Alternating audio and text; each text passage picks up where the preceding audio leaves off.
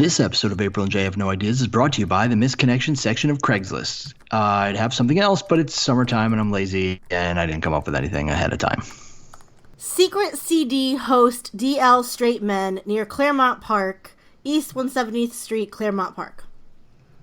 Secret crossdresser, 5'11", 190 pounds, mixed 34-year-old, hosting near Claremont Park, East 170th. Discreet, low-key, straight, or secretly bi-married Dominicano, Rican, mixed, or black men in the area that play strictly on top and safe only. Hashtag no gay, hashtag no bottoms, hashtag no versatile, hashtag no smelly, hashtag no bums, hashtag no travel. Please stop with the out-of-area replies and photos with no description of yourself. All other replies without descript are deleted immediately. If you are not within 161st through 183rd Concourse Webster area, don't bother replying. Posted about 8 hours ago.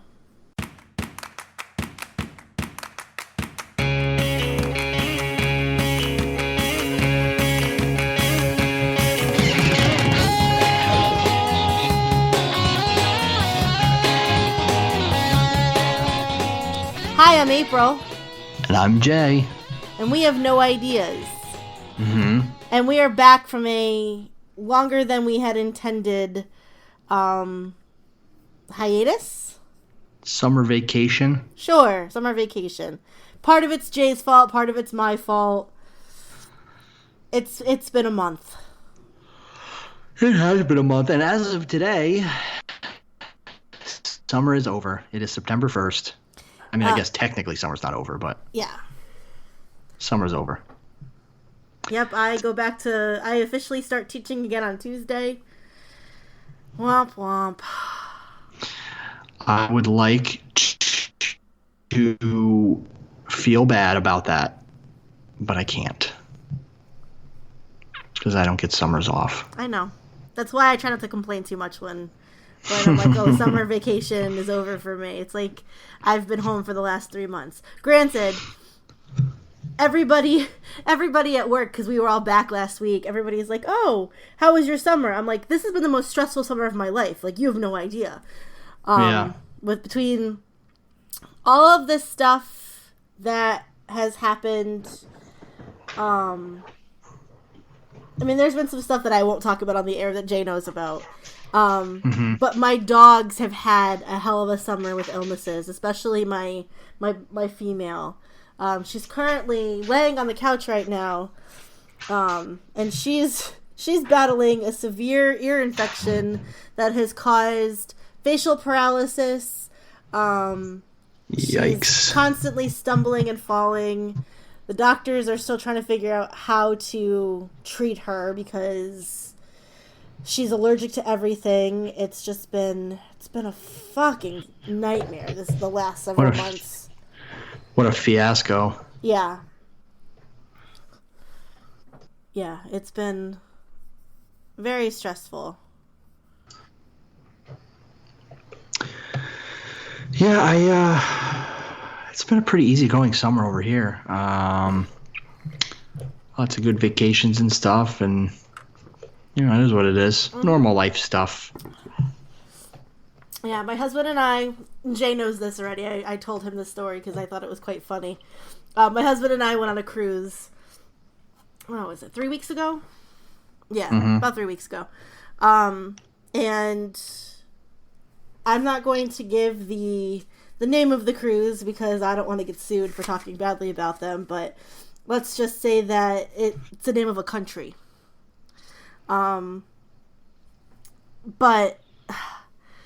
the excursions weren't fantastic. I mean, their private island, the beach was so crowded because everybody got off the fucking boat and it was just ridiculous. It was very weird. Like, it was a very odd cruise. Granted, I've only ever been on one other one, and I've firmly decided now that I really don't like going on cruises.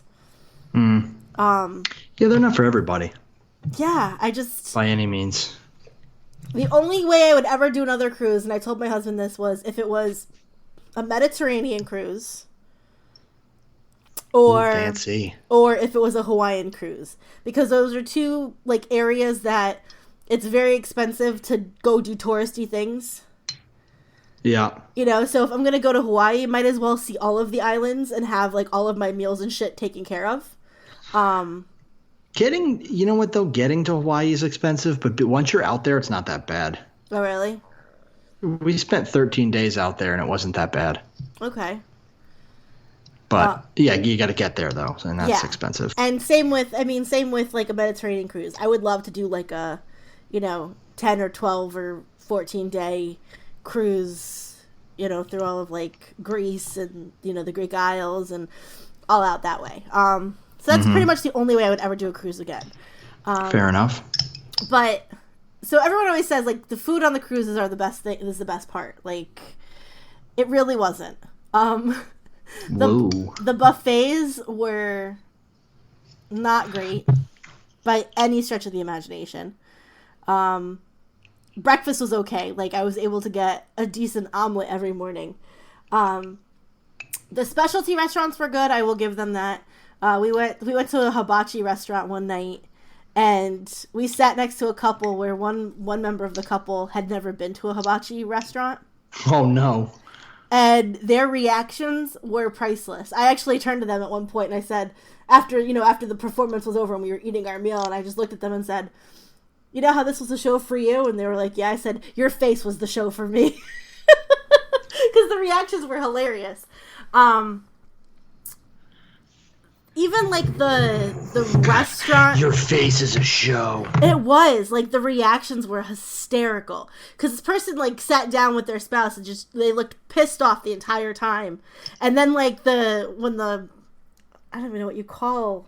When the chef came out, was like... Hibachi chef. Yeah, thanks. When the hibachi chef was, like, doing their thing. And it was a different show than, like, I've ever seen at a hibachi place, which was nice. The hibachi ninja, if you will. Sure. Like, they didn't do the volcano. They didn't do all, like, the cheesy... Fuck you, they didn't do the volcano. They didn't do the volcano. It was all different stuff that bullshit. they did. It was actually, kind of nice that it was... They sang a lot of songs. Since when do they sing songs during hibachi cooking? Oh my god, they were... And so, he was... Our hibachi chef was back-to-back with the hibachi chef. It was, like, one big table with two hibachi girls. Okay. So, like, he would start singing a song and the other guy would sing with him. And then the guy across the restaurant would start singing as well. They sang a lot of different songs, which was kind of fun. That's funny. Yeah, it was very interesting. But they don't do, like, a main dining room like a lot of cruises do. They do, you can just go to dinner whenever you want and, like, eat in their dining restaurant. And the food was actually pretty good in the main dining restaurant. And I've never had red snapper before. That was probably the best piece of fish I've ever had in my entire life. Really? It was phenomenal. I should hope so. They could probably literally fish out the window and catch that while you're on your way. It was incredible. I was, like, raving about it for days, and, like, I said something to my husband about the red snapper, and some guy walked by me and he goes, "Did you have that last night too? Wasn't it phenomenal?" I thought you were going to say he made, like, a lewd comment. No. It was, we were all very impressed with this red snapper. But the reason I even bring up any of this stuff is because I was standing in line at the buffet, and they had fish fingers as one of the options. Which, for anybody who knows anything, knows it's fish sticks. It wasn't actually, like, in, like, stick form, though. Okay. It was more like, it just looked like fried cod. Like, That's it wasn't not fish fingers, though. It wasn't. Well, I guess it kind of looked. Fillets. Okay, it wasn't fillets. It actually kind of looked like chicken fingers, not like the fish sticks that, like, you think about being fish sticks. All right. It looked like they looked like chicken fingers. Like, they had, like, that kind of, like, beer batter. Okay. So, this woman next to me goes, "Fish fingers." I want to find the text message I sent to you because it was utterly ridiculous. But I gotta get through all of the... Okay, so the lady next to me goes, "What are these?" And she looks at fish fingers. Then she goes, "Do fish have fingers?" Looking at me, and then goes, "Are there bones in them?" Sweet Lord, lady. What the hell? Like, are you crazy? Unbelievable. Oof. It was, jeez Louise. I apologize. My dog's being a jerk tonight. It's fine. My husband will probably be walking in the door around, in about 40 minutes, so. Walking around panting like an asshole. And drinking fucking water like an asshole. It's fine. Our 3 listeners probably don't mind. 3. I'm sure we're down to 2 now. All right. So let's get on to some stuff. Yeah. There has been a lot of stuff announced this summer. And I guess we'll start with the most recent, which was a couple weeks back, was D23. Okay. And they did a lot of, as was to be assumed, a lot of announcements came out about Disney's streaming platform that is dropping in November. I think, I don't know if we talked about it last time we recorded, that they've announced, the package deal is Disney Plus and Hulu, ESPN Live and stuff. Yes.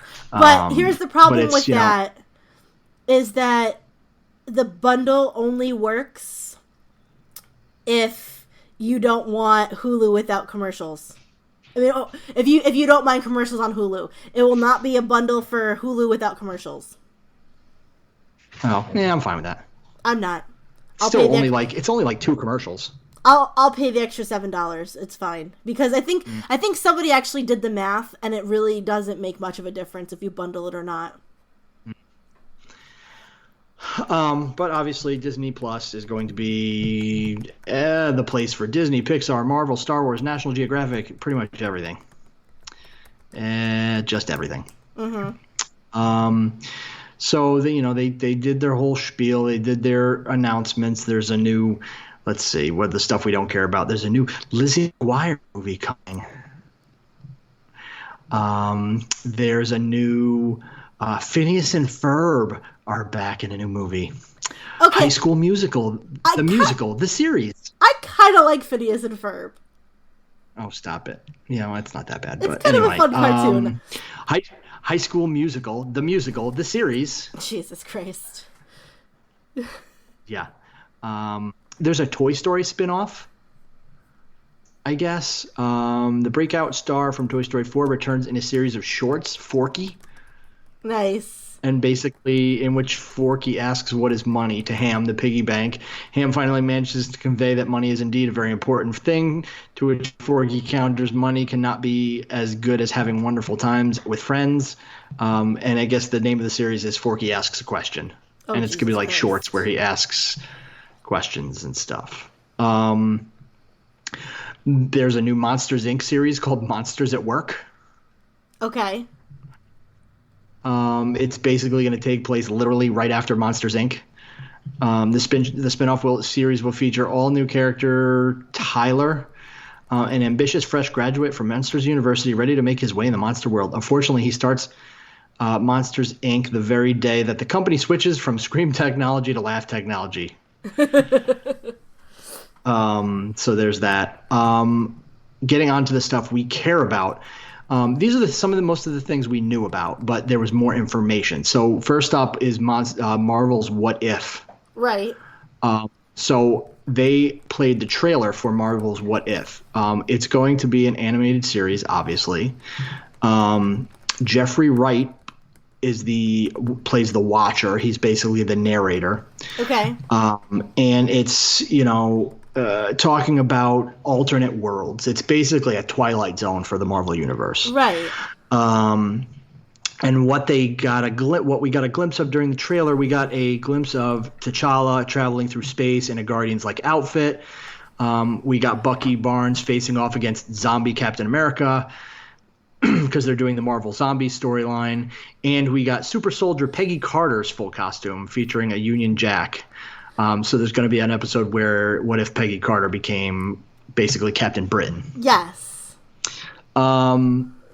Steve Rogers is still present in the Captain Carter reality series, only this version of him pilots a mech with Captain Carter, which Captain Carter flies around in. Cool. So there's going to be a ton of cool stuff there. That series is looking really good. And everybody that played a character in the Marvel Universe is coming back to voice their character in the Marvel's What If series. Okay. They talked about Falcon and Winter Soldier. Basically that Emily Van Camp will be returning as Sharon Carter. Wyatt Russell, I don't know what else he's been in, but Wyatt Russell is making his MCU debut as John Walker, known to comic fans as the U.S. agent. Both remain tight-lipped to details on their characters, but they're both going to be like S.H.I.E.L.D. agents, basically. Okay. And it's just going to be expanding on Anthony and Sebastian's core relationship, diving deeper into that. Mm-hmm. They also announced that the villain for that will be Baron Zemo. Right. So Daniel Bruhl is returning. In the trailer, in the video clip they played, I guess he pre-recorded a clip, and it showed him it was like real grainy, but I guess it showed him wearing his comics accurate like trench coat and everything, and then at the end of the trailer he puts the purple mask on. Okay. From the comics. Okay. So he's going to be wearing that costume. This is the strange one. So we got to know a lot more about WandaVision. Yes. So I'm going to kind of read to you what this says because it's crazy and so WandaVision, people are saying that could it be Marvel's first sitcom? Yes. So I saw the image, like the artist rendering. So the Scarlet Witch envisions series' strange juxtaposition of a 1950s sitcom and typical MCU adventure only grew stranger when more of the cast was revealed. In addition to grown-up versions of Monica from Captain Marvel. Rambeau, yep. Kat Dennings is reprising her role as Darcy Lewis from Thor, and Randall Park is playing Agent Jimmy Woo from Ant-Man and the Wasp. Joining as WandaVision's nosy neighbor is Catherine Hahn. Catherine Hahn, yep. Catherine Hahn, A brief teaser shows off flavor, paired footage of Wanda and Vision from the MCU films with the Dick Van Dyke Show distorted by static and with an eerie laugh track playing over it. I'm sure you have a more clear idea of what the show is, joked Kevin Feige at the reveal of the cast in the teaser.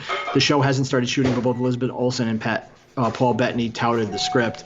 It's so funny and it ends up being a huge epic adventure. So nobody really knows what the hell is going on. However, that show is going to tie directly into the Loki series. No, it's going to tie directly into the Doctor Strange movie. Oh, right. Multiverse of Madness. So the thought is that Scarlet Witch's powers will be expanding to reality altering like she was in the comics, and that she could possibly mess with the multiverse. And that's somebody mentioned that they think this sitcom might come out of her creating a new reality out of her grief. Okay. So there's that. Let's see what else we have. We didn't hear too much about the Hawkeye series. The 3 new series that were announced, one is Ms. Marvel. Okay. And if you're not aware, Ms. Marvel, the current iteration of Ms. Marvel in the comic books is a Muslim teenager. Kamala Khan. Correct. Yep. She's become extremely popular within the last couple of years, so people are really psyched about this. I don't know if it's going to be animated or... I believe Mindy Kaling might have something to do with it. Which is not a surprise, right? If I recall, I remember reading something about she might be producing it. Yeah. So, I mean, I'd like to see it as a live action, but I think animated would be cool too. So that was number 1 of the ones we didn't know about that were announced. Number 2 and 3, I'm pretty excited about both of them. Number 2, I'm most excited about, though. They're going to be doing a Moon Knight series. If you're not aware of Moon Knight is essentially like Batman on steroids. Okay. In that it's the same type of grittiness, but Moon Knight has no problems like decapitating people and murdering people to get what he wants. Okay. It's like super ultra violent in the comics. Okay. Disney has said it won't be as such. Some people were relating it to the seasons of Daredevil, and Disney's claiming that it won't be as violent as that. I don't see why they wouldn't, because Daredevil seemed to work, but who knows? This whole Disney Plus thing is still in the works, I think. Because they're still talking about whether they're going to make another Deadpool and whether Deadpool's going to be R-rated. Kevin Feige still says, I have no problem making an R-rated Deadpool. It worked in the past. Why doesn't it? It should be fine in the future, but who knows? But they're also saying, well, we released that PG-13 version and that did pretty well too. I just don't want them. This was the part that kind of... This is what everybody was worried about. Yeah. Disney-ifying everything. Yeah. Just open it. Just fucking open it. I'm leaving that in too. I'm not even editing that out. When your wife has to open a Coke can next to you recording.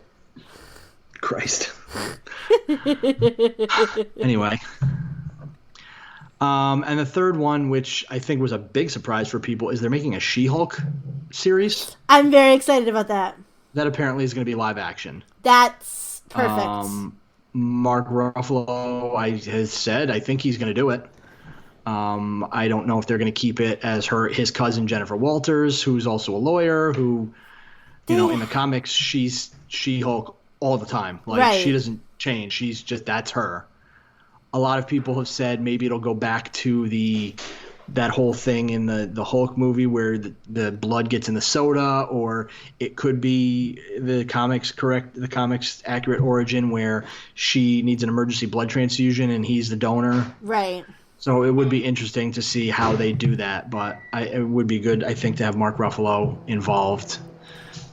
Well, I believe she stays hulked out. It's all the time like that. She doesn't go back and forth. No, but I believe there is a reason, and it had to do with Scarlet Witch and House of M and some shit she did. No, well, maybe, but in the past, she was always like that because that's just the way the character was, but it could be a result of the blood transfusion. I think it's a result of the blood transfusion. Well, yeah. And the way it was happened, because it wasn't like, I don't know. Because it got into her blood, and it wasn't like with Bruce where it was like gamma radiation and something else. It was like, this was like purely her blood, like it was 100% her blood. Okay. So it could be different. It's she's getting the same effect, but in a different way. Maybe, I don't know. Okay. So those are the three that are really exciting. There was a couple of reality shows announced.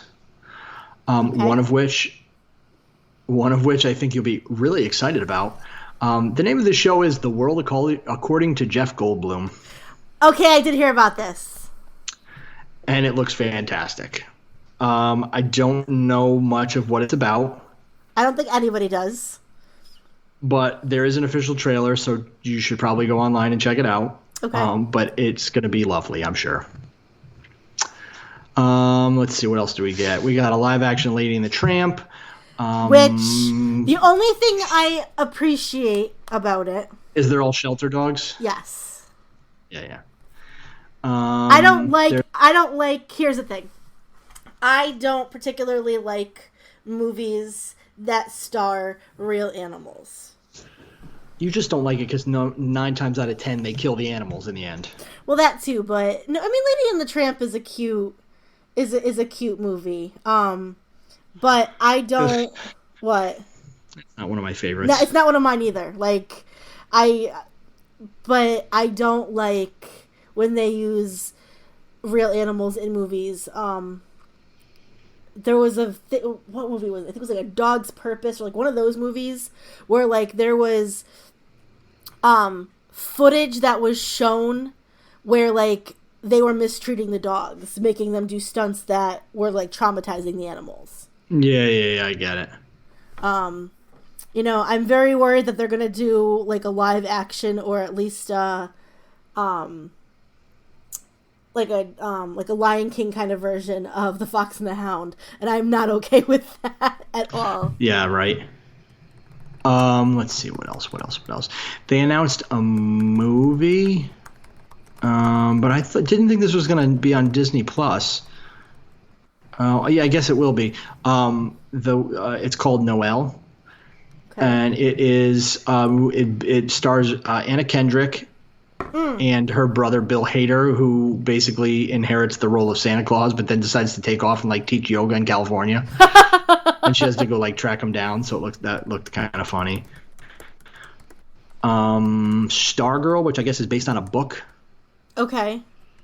It says footage was revealed, a dreamy young adult romance set in the desert, sticking close to Jerry Spinelli's original book, where an average high school boy, Leo, meets the quirky Stargirl, who shows him how to be her true self. Yeah, that sounds awful. Let's see. There was a tweet that went out from at Kermit the Frog, and his tweet said, "Coming exclusively to Disney Plus in 2020, the Muppets proudly present Muppets Now, a new short-form unscripted series. I'd love to tell you more, but Joe the Legal Weasel is right behind me. Gulp." So then there is he tweeted out a form, and it is highly redacted with a stamp over it that says "restricted until I say so," signed Joe the Legal Weasel. But it says, "I'm so blank," and I'll just say blank when the things are blacked out. "I'm so blank to announce the Muppets' brand new unscripted short form blank series. It's called Muppets Now, premiering only on Disney Plus in 2020. It's going to be blank, blank, blank, blank, blank, blank, blank. And best of all, it will feature celebrity guests like blank, blank, blank, blank, blank. We're so blank to share more with you on blank, thanks to lovers, the dreamers, and blank. Amphibiously yours, Kermit the Frog." Nice. I hate Joe, the Legal Weasel. Let's see what else. Star Wars: The Clone Wars is getting a release date. They're doing a final season of that. So that looks exciting. There's going to be a Cassian Andor series. Okay. The title for this prequel wasn't revealed, but Diego Luna and Alan Tudyk are coming back. Okay. And K2SO, which is super exciting. Can you repeat that? Like, there's been a lag on your internet. I said, what do you need me to repeat? You said Diego Luna and Alan Tudyk are returning. Alan Tudyk. Okay. We'll be playing Cassian and K2SO from Rogue One. Okay. Alan Tudyk said, "I'm thinking K2 Fast, K2 Furious, a Cassian Andor story." That's awesome. Let's see. There's no release date for that. We finally got a trailer for The Mandalorian, and it looks exceptional. The cast, you have Pedro Pascal, Gina Carano, Carl Weathers, Giancarlo Esposito, and Taika Waititi. Mm-hmm. Are all in it. The spot showed off gritty, lawless world and really indulges in the space western concept. There were stormtrooper skulls, dusty, magnificent landscapes, and a whole lot of laser shooting. Looks really, really, really, really good. Are we going to get a trailer soon, by the way? What's that? The Star Wars? We already got it. We'll get to that. I didn't get that far yet. Okay. We got a bit of a trailer. No, we got like a sneak peek of like scenes. I thought. It was like a trailer. There was kind of a trailer. It wasn't a full trailer, but it was kind of a trailer. Okay, go on. There was a trailer. There was a trailer last week because it's been all over the internet. We'll get to that. We'll get to that. Another surprise was they confirmed that there will be an Obi-Wan series and that it will star Ewan McGregor. So that's super exciting. So he was happy. He said, "I'm playing Obi-Wan Kenobi again. It feels so nice to say out loud." And that's pretty much it for the D23. I'm sure there's more stuff, but I'm going by what I knew and what this article said, so there's not much else. I'll hop over to the Star Wars thing. They did release a trailer last week. Okay, yeah, I'm seeing it now. Well, I'm not watching it, but I'm seeing it. There was a lot of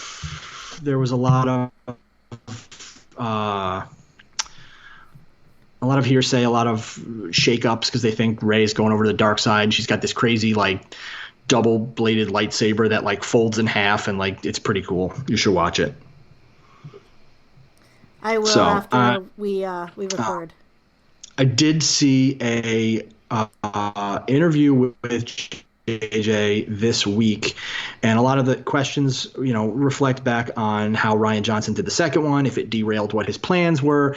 He claims that his plans are not derailed. Nothing Rian did changed how he was going to make this movie or what's going to happen, and he doesn't have to. He's supposedly not retconning anything, so we'll see how that goes. I mean, I assume when Rian made the second one, he knew what the desired end was.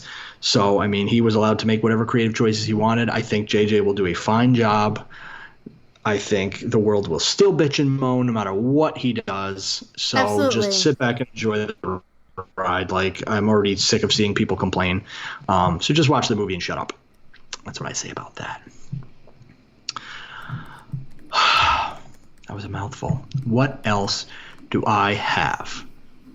I guess while we're on comic books real quick, I don't know if you saw, but the Joker movie premiered this week, I think, at a film festival. Okay. And they also released the rating for it on Rotten Tomatoes. Okay. Right now it is sitting pretty at an 88% on Rotten Tomatoes. And apparently it is fucking magnificent as the early reviews are rolling in. I read an interesting tweet after the newest trailer was released. Okay. And I gotta find it now because it pretty much summed up what I didn't even know I was thinking. Right. Let's see. Well, while you look for that, so Okay. I looked it up just for sake of argument on Rotten Tomatoes, and the critics' consensus so far was Joker gives an infamous central character a chillingly plausible origin story that serves as a brilliant showcase for its star and dark evolution for comics-inspired cinema. And that was a total of the 88% was an amalgamation of roughly 33 different critic reviews. Okay. So it's sitting pretty high so far. I know IGN gave it a 10 out of 10. The first reviews are coming in saying Joaquin Phoenix already deserves an Oscar. I mean, it's crazy. It's very interesting. I just don't know if I'm gonna. I don't know if I'm gonna see it. I really don't. I'll probably see it. I'm not gonna run to the theater to see it, but I'll probably see it. I don't know. My question is, are they going anywhere with this, or was it just like a one-off and like, hey, okay, we made one? No, it is. This is like completely outside of the DCEU. Okay, so it's probably not going anywhere. It's just no, but Hey, it look was what we basically could like possibly do. thank you for making a movie that's now every future mass shooter's excuse or something like that. I mean, I get that, but at the same time, like the story they're going with it's not like they made it up. It's been there. No, for a especially if long it's time. especially if like they're going somewhat with the Killing Joke. Um, okay, And so like, Legacy Film says in one of the final shots of the Joker final trailer, Martha and Thomas Wayne can be seen fleeing a theater under fire from the clown mob with a young Bruce. This is where his parents are murdered. This is the Batman origin story. okay, yeah, it could very well be. But that's the thing, is that Batman and Joker are not. Joker was never the Batman's origin story. It depends. There are storylines, I believe, in the comics that the man who killed his parents was the Joker before he became the Joker. Listen, I'm fine with it. If that's what they do, then it's just a reimagining of the story. I'm fine with that. Like, you can do whatever you want with the characters. As far as the other thing you said, like, I get that, but at the same time, like, these, I don't want to get political, and I'm just going to touch on this real quick. These people that are carrying out these mass shootings, they don't need an excuse. No, absolutely not.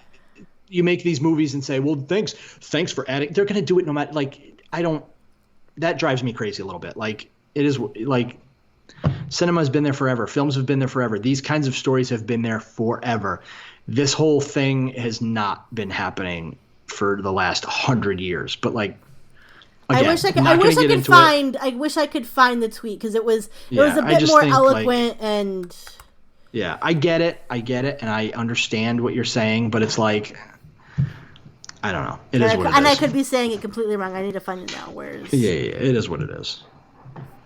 Well, if you find it, we'll circle back around. But the next bit of news I have is the giant upcoming crossover, Crisis on Infinite Earths, which really fucking just gets better every day.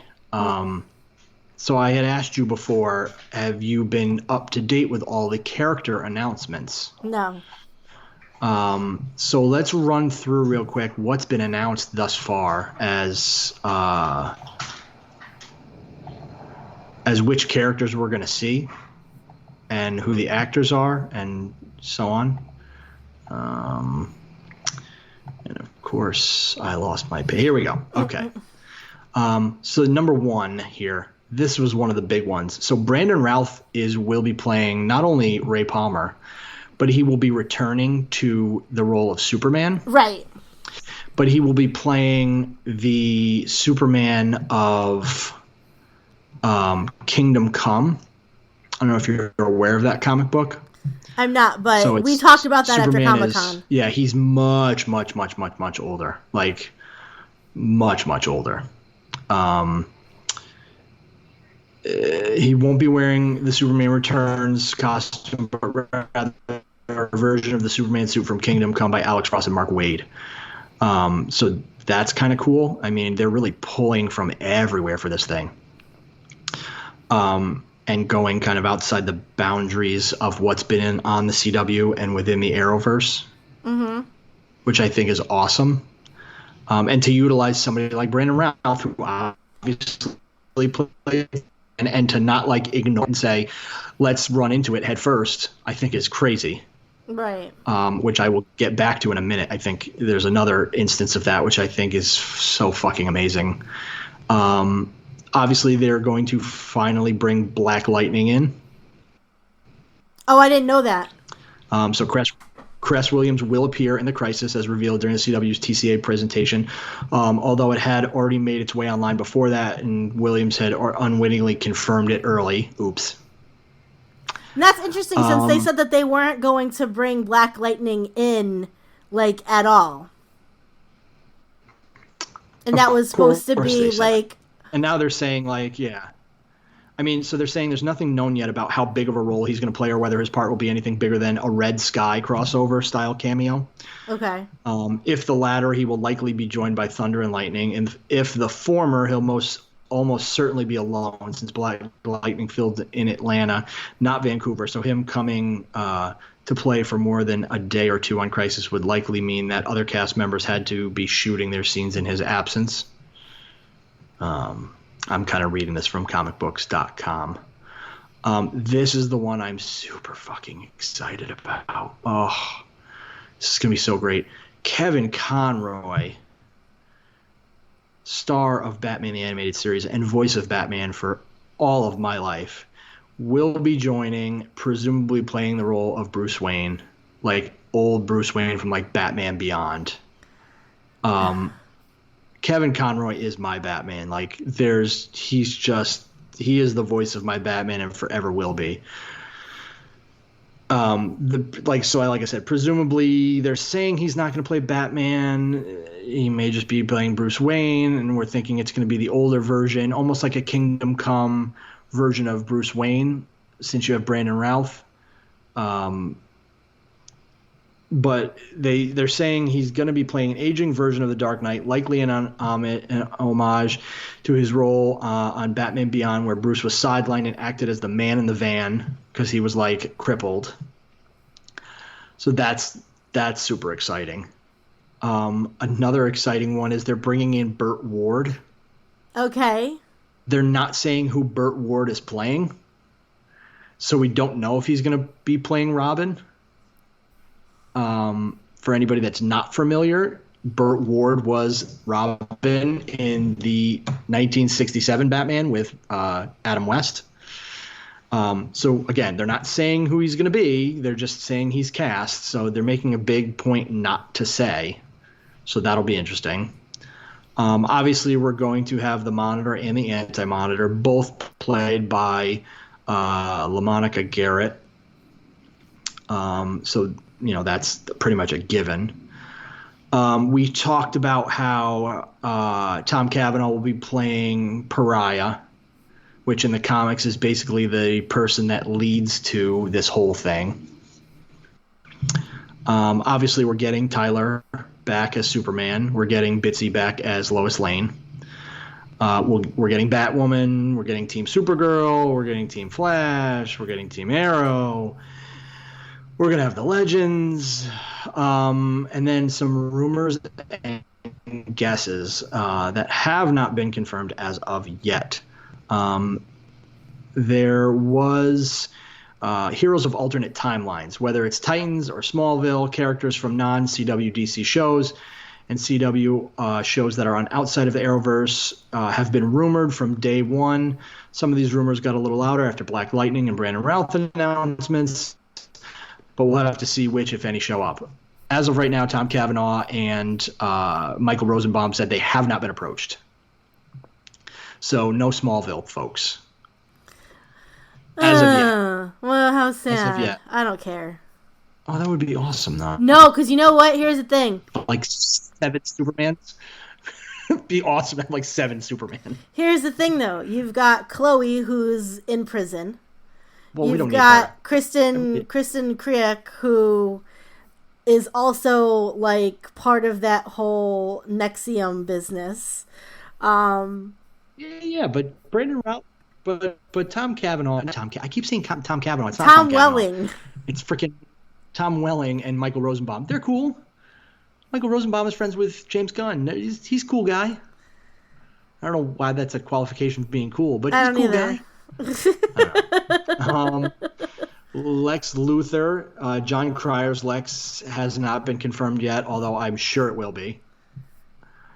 Let's see, Psycho Pirate. So Psycho Pirate appeared in Elseworlds in a cameo, played a huge role in the comics version of the Crisis on Infinite Earths. He would be hard to imagine he wouldn't get at least a token appearance in the crossover. Doing so would also give them time to build him up so that he can later reoccur as a villain on Batwoman.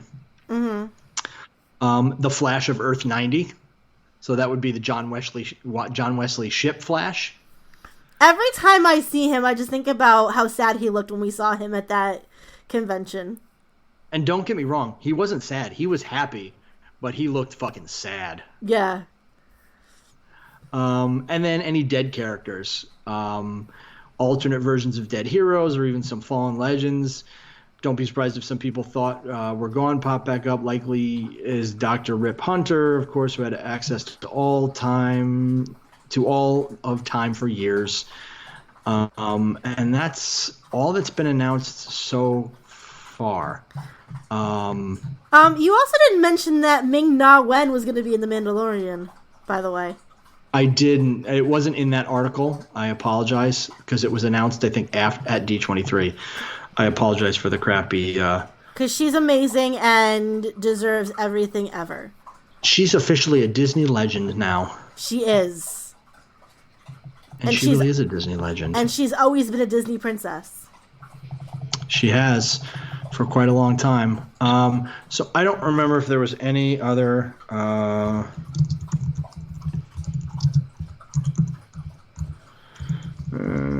confirmations. And that article I read was back from August 14th, so there could very well be some more stuff. I couldn't find a more current article. I know this, like I said, the Smallville stars have teased the crossover, but they claim they have not been approached. Could be a ploy, maybe. Who knows? Maybe. But we'll see how that works out. And then there was a lot of talk about John and Green Lantern and all that nonsense, too. Apparently, what's his name? Is it Greg Berlanti? Yes. Has talked much about how they're going to end Arrow and if John will become Green Lantern. He's saying that he's not saying anything, but he's saying that fans will be satisfied come the end of the show. Okay. So they're not saying if they're actually going to set him up to be Green Lantern, but we'll see. I doubt it. I highly doubt they're going to bring Green Lantern in. But that'd be cool. All right. I thought I had some other stuff. Let's see. Oh, let's talk about Spider-Man for a minute. Yeah. Spider-Man 3. The curse of the third movie. The curse of the third movie. Obviously, if you're listening to this, you're already well aware that Marvel said, hey, Sony, we'd like some more money. And Sony went, fuck you, we're taking away your toys. Yeah. So, more into that story. In Marvel's defense, the way this went down was Marvel approached Sony and said, hey, we would like to co-finance these movies. Now, in the past, Marvel was producing these movies, but Sony was footing the bill 100%. I don't know if you're aware of that. No. Sony was paying for these things up front. Okay. They were paying every cent. Then Marvel was producing, helping creatively, and then getting 5%. Okay. So Marvel came to Sony and said, hey, Spider-Man's doing pretty good. Let's re-up our deal. We would like to offer you 50% to make these movies. We will pay for exactly half of the movie, but then we get 50% in return. I think that's a fair deal. Because it's not like they're just asking for money. They're saying, we'll foot half the bill with you. Then you're paying half. So the half they're giving to Disney in return, they kind of break even. Right. Really. Sony wasn't having it. They're like, fuck you, we're not doing it. So as of right now, they're saying it's not set in stone. They're saying it could be a tactic. But as of right now, Spider-Man is done in the MCU. You got two fields of thought here. You got the field of thought that says they could be fine. Sony could take it and run with it. They could, there's a lot of fan theories. One fan theory was that if they can get one more cameo in the MCU with Doctor Strange, and because Peter has been outed as Spider-Man, Doctor Strange is able to relocate Aunt May and Peter to an alternate universe that is almost identical to theirs, just without any MCU heroes. Which then puts him in a universe where there's a Venom and a Carnage, and he needs to don the Spider-Man costume yet again and start over. That being said, can you make a Spider-Man movie with everything that you've built up to without Peter ever going, oh, I miss Tony? Like, we're just going to move forward. We're not going to be able to say the name Tony Stark. We're not going to be able to say, he's just never going to talk about what happened before. That's a tough one. Yeah. I mean, Tom Holland has, I believe, signed on to do one more. So, and he says he's in to do it. He says he's seen the script. He says he knows what they're doing. He says it's going to be very different.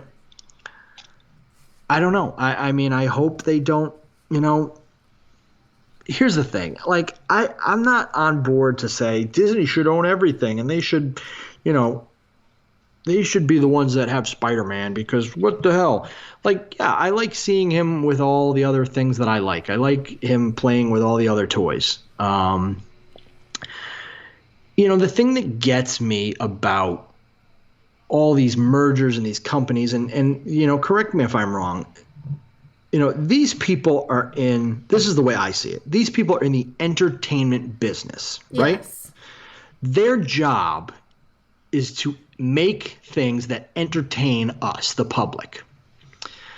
And in my opinion, it's your responsibility as an entertainment company to provide the people you're entertaining with what they want to see. So if you say, well, these people want to see this and this and this, then you make it work and you put that together. You don't go, well, fuck you, we're going to make what we want. Yeah, but then you're not doing what you have created this company to do, which is to create the things that people want to see. You're creating the things that you want and just hoping people I don't know. I think the entertainment industry, we're your customer. In any other business, you want to make your customer happy. You want to do what your customer wants you to do. Sure. I think for these companies to just be like, oh, fuck you. I mean, but then again, on the other hand, I get it. It's business. Business is business. I don't think what Disney's asking is unfair. I get it. They're a powerhouse now. They own a lot. Some people are like, oh, just go and fucking buy Sony. I don't think that's ever going to happen. No. I don't think they're going to be buying any other companies anytime soon because monopoly. But, I just think okay, I don't think that I just don't think it was an unfair. I don't think it was an unfair deal for them to ask for that. No, especially if they're going to foot half the bill. Like, yeah, I get that Sony wants, all of the money for this, but at the same time, they're not going to be breaking even. They're not going to be, this last one broke records. It made over $1 billion. You're just loaning out one freaking character. Yeah. And here's the other thing. I'll play devil's advocate for a moment. Marvel gets 100% of the merchandising money. Yeah, but so I get that. But that was never part of the original deal that Marvel made. Well, no, because they had the rights to the Spider-Man toys and stuff. Right, that's what I'm saying. Like, when Marvel made that deal to try and stay afloat and avoid bankruptcy, it was movie rights only. Right. That they sold off pieces to. Right. And now they're in a position to get their shit back. It's kind of like when, somebody has to pawn something because they need the money and then they're back in a position to buy it back. It's the same thing. They pawned these characters and now they're slowly being able to buy them back. Sony's just the last holdout. Yeah. And I get it. They're like, you know what? We're not looking to buy the characters. We're not looking to buy the rights. But let's go in on this evenly. Let's go in on it 50-50 and split the cost and the profits. I get it. Sony is making all the money, basically. Why do they want to have to give up half? At the end of the day, people are boycotting and storming. Negotiations are negotiations. Right. Nobody's to say that they're not sitting at the table right now discussing it. They have no what's the word I'm looking for? Requirement to disclose negotiations to us. Right. We're not part of the company. So people should just relax until it's 100% certain because, negotiations don't happen overnight. It is a touchy subject. This deal is unprecedented. No other studios have ever done this kind of deal. Yeah. So, it is what it is. It's disappointing. because, we wanted to see more of this. They set up a big future for this. So we'll just have to see where it goes. Especially since, the other thing is Marvel Sony made a really good Venom movie. So now they're like, oh fuck, we can do this shit. And then fucking Lord Miller made a a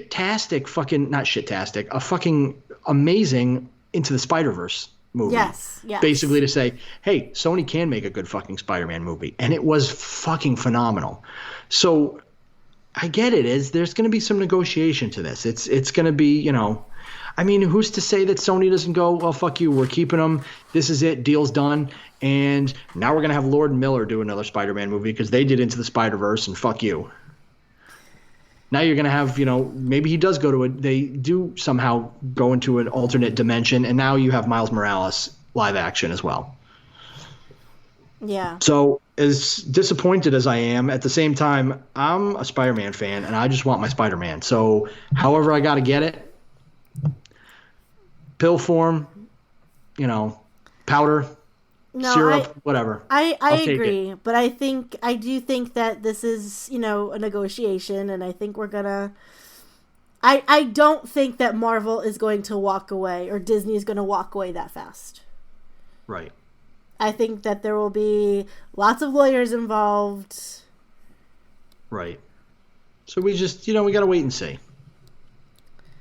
So I was on comicbook.com earlier, and I saw something that just kind of really annoyed me. It Chapter 2 stars Jessica Chastain and Sophia Lillis explain why there won't be a third film. Why are we even talking now there's about a rumor that there could be a third film? No, there's no way. Well, they're saying that there's plenty of source material in the second one to set up a prequel, a Pennywise prequel, basically. Yeah, but Andy Muschietti said because, or no, hold on. Jessica Chastain said, I'm not giving away any spoilers. It is a spoiler. Are you asking if there's going to be an It 3? No, there's not. Or if there is, it won't be with me, and it won't be with director Andy Muschietti, because Stephen King didn't write an It 3. The book's done. If he decides to write another chapter, great, but most likely it'll be another 27 years later, so there'll be another actress. According to... so, Muschietti recently explained something about there won't be a post-credit scene. I don't know why people keep asking for post-credit scenes for every fucking thing. He said, I'm sure there's interest in a sequel or spin-off.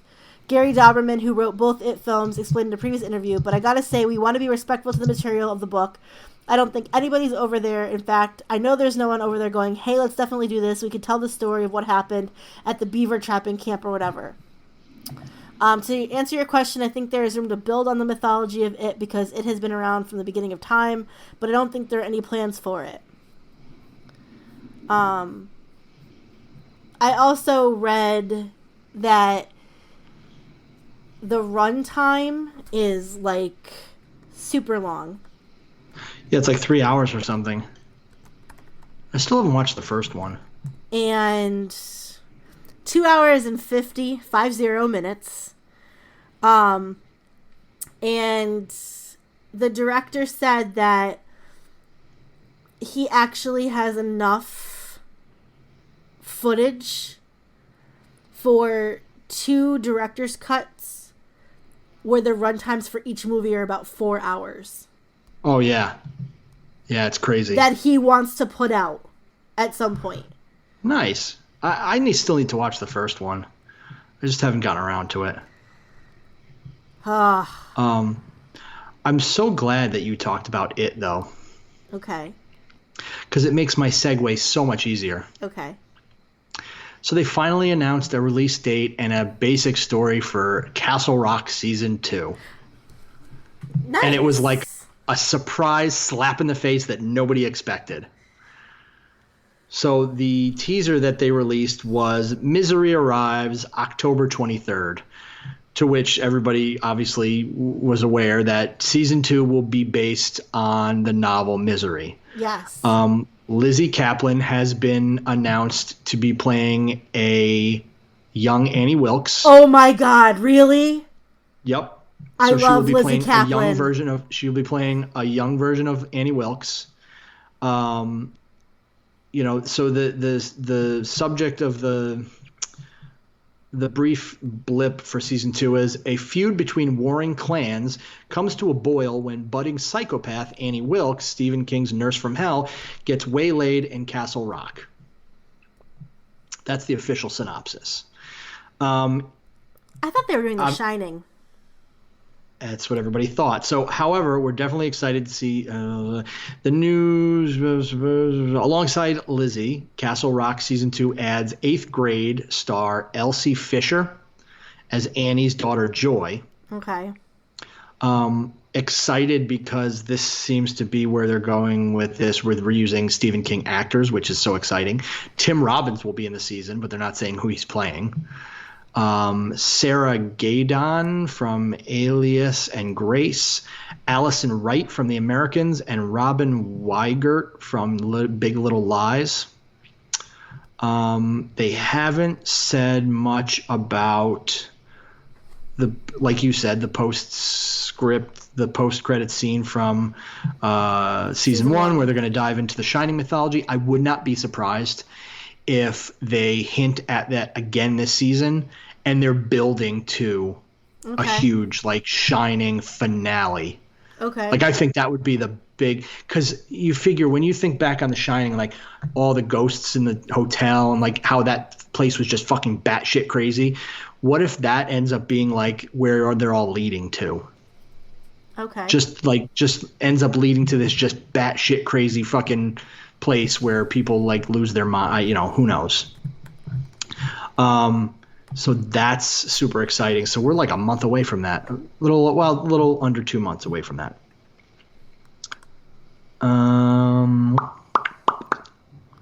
Yeah, so that's coming. Well, I mean, we also have on Amazon coming in 2020 is the Dark Tower TV series. Mm-hmm. As well as The Stand. I think, is that coming to Amazon? They started casting that, I believe. I don't know. It's officially becoming a TV series. Yes. Hold on, this was an old article. I need something a little more recent than January 30th, 2019. I know it's starring James Marsden, Whoopi Goldberg, and Amber Heard, and Greg Kinnear.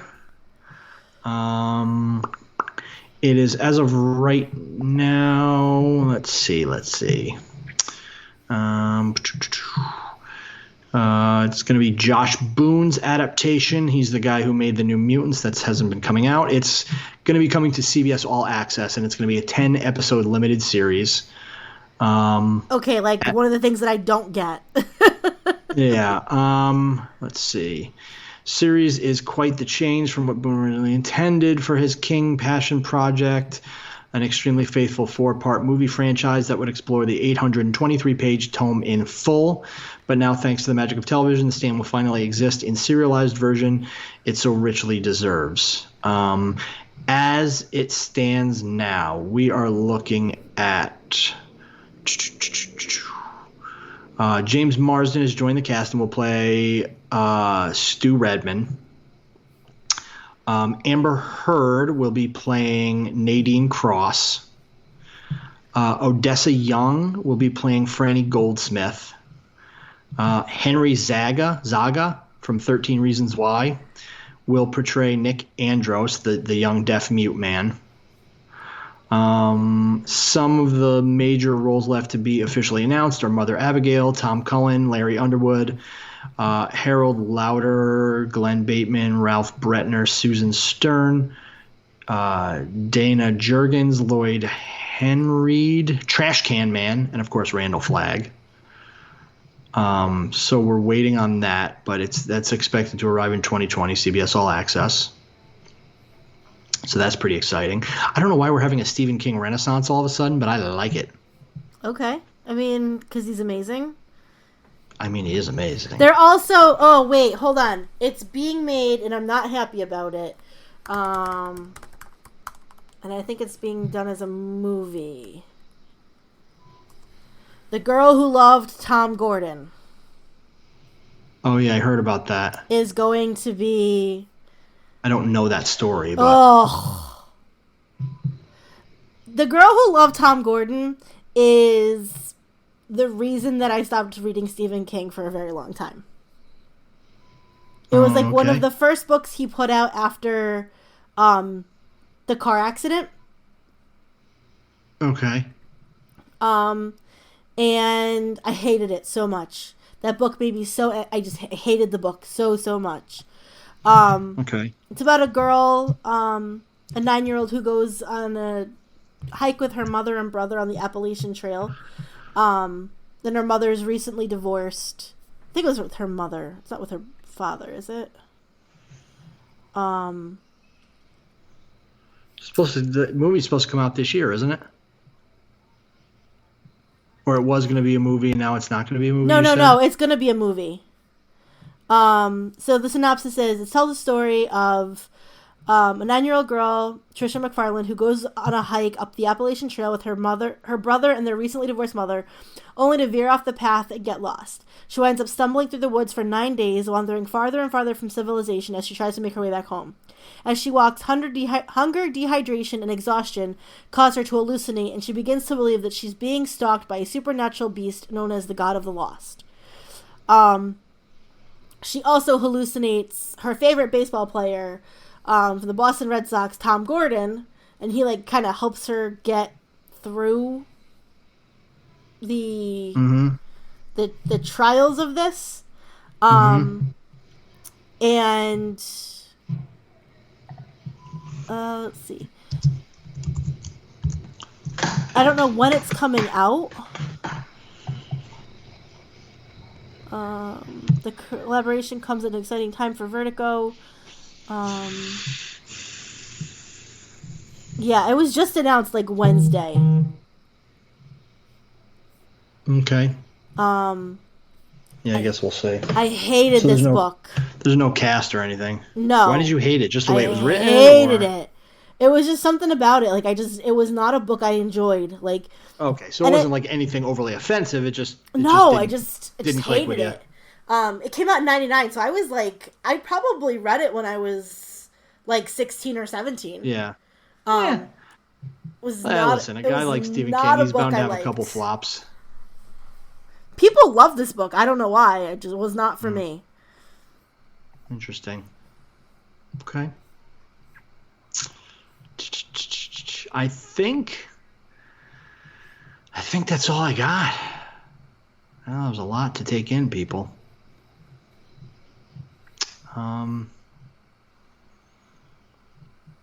Yeah, that's pretty much it for right now. I haven't really watched much on TV. Still waiting for John Wick to come out on Rent on demand. It's on iTunes now. You can buy it, but you can't rent it yet. Oh. I don't want to buy it. I bought 1 and 2 in a bundle because it was like $10 for the. It was $10 for both of them. Yeah, figures on right? iTunes. So. Yeah, so that's everything. I think I covered most of the stuff that I know about. I did watch. Sure, there's more. The most recent season of 13 Reasons Why. Oh yeah. And it was very well done. It was excellent. Yeah, I really have no desire. It was much better than season 2 was pretty good, but season 2 was very hard to watch because there was a very graphic in season 1, like, there was a couple of rape scenes of this one guy raping a couple different girls. Season 2 was a very graphic rape scene of a bunch of guys sexually assaulting another guy. Yeah, apparently they removed that now. No. They removed her suicide in season 1. Oh, okay. Season 3 was a whodunit of who killed Yeah. the rapist, and it was so good. Like I watched it in 2 days. I was absolutely riveted. Gotcha. Yeah, I haven't really. I'm trying to think what else I caught up on because I've just been kind of binging stuff the last couple of days. I know they announced and released trailers for Titans Season 2, which look crazy. Ton of characters coming in. Deathstroke, I think, is the main villain. You have... let's see, who else? God. I think Aqualad. I think Wonder Girl. Just a ton of friggin' Batman. Obviously, will be in this season. Yeah, I mean, I still haven't seen season 1, but neither have I. It's supposed to be pretty good. I'm hoping that eventually, they put it on Netflix or somewhere other than DC Universe, because I ain't paying for that shit. It's gonna be on something. It's on Netflix in, like, Europe. No, it's gonna be on something. Oh, when the HBO Max comes out. Oh, yeah. I'll get it on there, because I'm not paying for DC Universe online. Sorry, DC, you ain't that good. I ain't giving you my money directly. You want to end with some funny stuff? Sure. Okay. This is from Ranker, and it's the 51 hilarious offensive Cards Against Humanity moments. I'm guessing you've played Cards Against Humanity, right? Mm-hmm. Okay. So this first one, and some of them I will explain the picture just because it's important, is an older woman, and the caption is Jesus Grandma. And the black card says, when all else fails, I can always masturbate too. And the white card is Grandpa's ashes. Oh, God. Okay. That's fucked up. Here's the black card. Charades was ruined for me forever when my mom had to act out. And the white card is masturbation. Oh, no. Okay. When you get right down... This is a twofer. When you get right down to it, blank is just blank. And so the white cards are, when you get right down to it, an unhinged Ferris wheel rolling toward the sea is just a windmill full of corpses. It is a windmill full of corpses. That's so perfect. Okay. God, I love this game. What brought the orgy to a grinding halt? And the white card is Child Protective Services. Oh, that's fucked up. Oh, fuck. And the Academy Award, this is a pick two, and the Academy Award for blank goes to blank. And the Academy Award for silence goes to a mime having a stroke. Not as good. Okay, this one I'm gonna just preface by saying this one's pretty bad. Worse than Child Protective Services? Yup. This is another twofer. So, when you get right down to it, blank is just blank. Oh, no. When you get right down to it, fisting is just warm, velvety Muppet sex. Ew.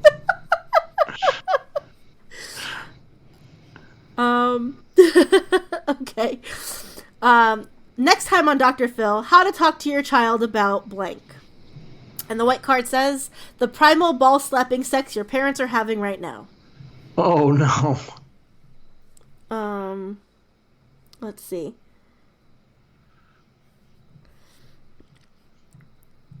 I'm trying to find some, because there's 50 of them. Lifetime presents blank, the story of blank. Lifetime presents Michael Jackson, the story of a bleached asshole.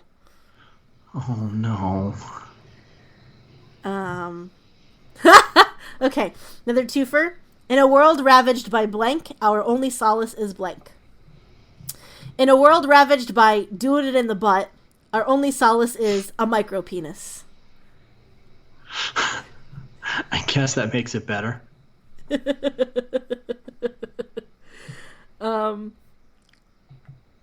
Let's see. They said you were crazy. They said we were crazy. They said we couldn't put blank inside of blank. They were wrong. So the white cards, ready? They said we were crazy. They said we couldn't put vigorous jazz hands inside of my black ass. They were wrong. Oh no. Yeah, please don't do the jazz hands. Oh, this one's another really offensive one I will not read. Some of these are really bad. Let's see.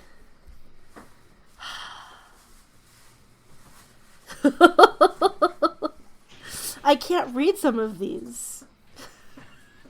Yeah, no, you can't. I really can't.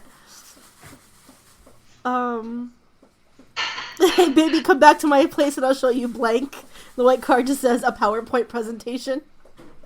That's fair. There's a father and son that are holding up white cards. The dad's card has my worthless son, and the son's has my dad's dumb fucking face.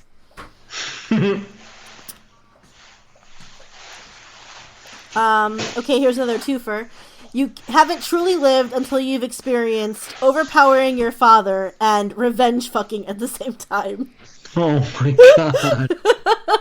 Oh no. Holy shit. That was literally a twofer. Fun tip, when your man asks... I thought about the two things separately, and then I realized they were together, and the implications of that. Holy fucking shit. Fun tip, when your man asks you to go down on him, try surprising him with switching to Geico instead. That's kind of funny, I guess. Let's see.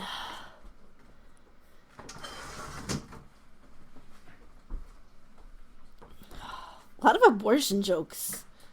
Oh my god, that's not good. Oh, here's another one. Yes, freezer. Step 1, blank. Step 2, blank. Step 3, profit. Step 1, overpowering your father. Step 2, making the penises kiss. Step 3, profit. Step 3, what? Profit. Oh god. And that's it. That's enough. Dear Lord.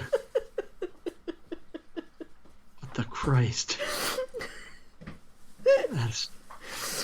I'm gonna send you this link so you can actually read some of the ones that I couldn't read out loud. Okay, fair enough. God, that was awful. Oh, yeah. Boy. All right. Anything else? That wasn't enough. I think that was enough. As always, you can find us on Twitter at A&J Have No Ideas. We have an email address, aprilandjhavenoideas@gmail.com. We are on Facebook, April and J Have No Ideas. And you can download the podcast on iTunes, Stitcher, iHeartRadio, or directly from the Random Chatter Network website of Fine Podcasts. We're also on Spotify. I always forget Spotify. Yeah. We would be on SoundCloud if SoundCloud wasn't stupid. Stupid SoundCloud. I'll sound your cloud. We used to have a phone number. We don't have that anymore. No. You should really tell the story about your daughter and the knife. All right, I'll end with my daughter and the knife. So, in my house, there are locks on my doors that some door locks, interior door locks, have the little pinhole where you got to pop the pinhole. Yeah. My house has little flathead slots. Yeah. So there are times when you have to get into a locked room, more specifically me or my wife. If I got to get into the bedroom, she's getting dressed or whatever, and I'll use a quarter or something to pop it open. I guess once I must have used a butter knife, or my son must have used a butter knife.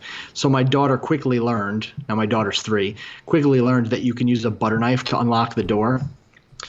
So usually on the weekends, at some point, my wife and I just want to lay in bed and watch TV or whatever and not be bothered by a 3-year-old. So we'll lock the door. To which my daughter then goes and gets a plastic butter knife, because we have kids' utensils. It's her butter knife. And she will unlock the door and bust her way in. So this Saturday, I decided to film it, and it couldn't have gone any better because she was furiously trying to get in and putting all her weight against the door. So when she finally unlocked it, it burst open, knocked down something. She fell on the ground and then stood up, looked directly at the camera and me and said, "I got a plastic knife." She needs it. And she like brandishes the knife too. Brandishes the knife, almost holds it to my neck and goes, "I got a plastic knife." So, she's clearly going to be a murderer. So, my text message to you though was pretty right on. Let me see. What did your text message say? I forget. Hold on. It said, oh yeah, I'm not going to repeat that.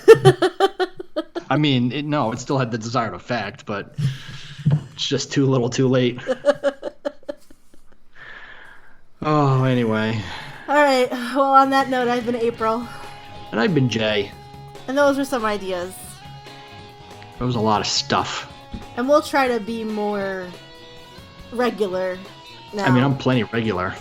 You mean about recording, though. Sorry. Yeah. Like Too much information. Our recording needs Metamucil. we need podcasting Metamucil. Not a sponsor.